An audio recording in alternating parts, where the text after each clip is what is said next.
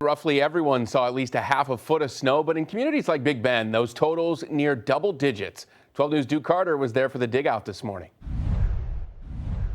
Well, it's a busy day here in Big Bend. Of course, families are trying to return to normal after nearly 9.5 inches fell, according to Weather Watch 12, here in this area. So check this out. This is what we're seeing. Of course, we can start to see the snow piled up after crews came and plowed the roads here. But some families are also trying to make the best of this snow day.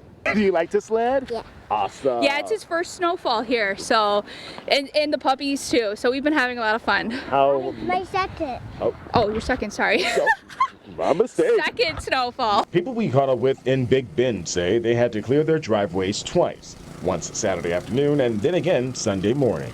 We've been doing it constantly every 2 hours, so yeah, and we just save the cars for last, so we're almost done, thankfully. God. But good workout. What went through your head this morning when you looked outside your window? Well, I knew it was going to be at least 10 inches or so. Mm-hmm. Hey, so This is Wisconsin. This is how we live. this is it.